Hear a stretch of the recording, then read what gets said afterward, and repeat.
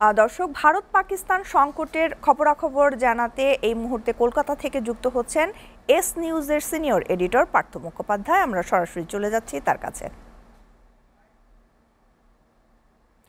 Partha Mukhopadhyay, এসিটিভির news আওয়ারে আপনাকে স্বাগত জানাচ্ছি। আমি শ্যামলী ইসলাম। পার্থ, আপনি নিশ্চয়ই জানেন যে বেলুচিস্তানে স্কুল বাসে হামলার জন্য ভারতের মদদের কথা বলছে পাকিস্তান।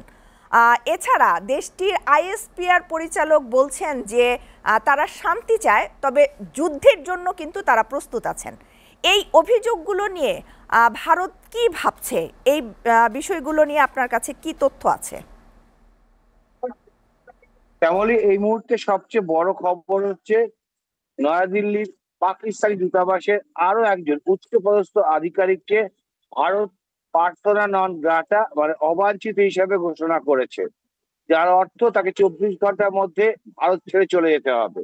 এবং তার একই সঙ্গে পাকিস্তান দূতাবাসের আরেকজন আধিকারিককে ভারত সতর্ক করে দিয়েছে যে সে যেন বা তিনি যেন তার এখতিয়ারের মধ্যে থাকেন, এখতিয়ার লঙ্ঘন করে না যান। পাশাপাশি বালুচিস্তান ইস্যুতে ভারতের বিদেশ মন্ত্রকের মুখপাত্র রণদীপ জয়সওয়াল আজ একটি বিবৃতি দিয়েছেন। তিনি বলেছেন পাকিস্তান উদ্দেশ্য প্রণোদিত ভাবে বালুচিস্তান বিস্ফোরণে ভারতের নাম জড়াচ্ছে।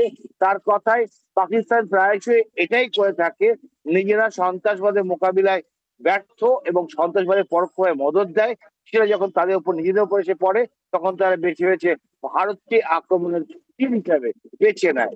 অর্থাৎ ভারত বালুচিস্তান বিস্ফোরণের সঙ্গে কোনোভাবে জড়িত নয় বলে বিদেশ মন্ত্রকের মুখপাত্রকে স্পষ্টভাবে জানিয়ে দেওয়া হয়েছে। অন্যদিকে যে আজকে যে রিট্রিট চালু হয়েছে, সেখানে এই প্রথম সাধারণ দর্শকদের জন্য খুলে দেওয়া হয়েছে, যেটা 12ই মে থেকে বন্ধ রাখা হয়েছিল।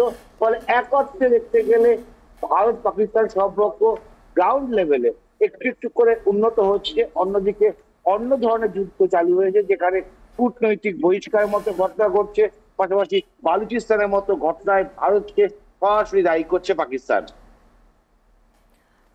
ধন্যবাদ পার্থ মুখোপাধ্যায়। দর্শক, আমরা এতক্ষণ কথা বলছিলাম কলকাতা থেকে, জানাচ্ছিলেন পার্থ মুখোপাধ্যায় ভারত পাকিস্তান সংকটের খবরাখবর।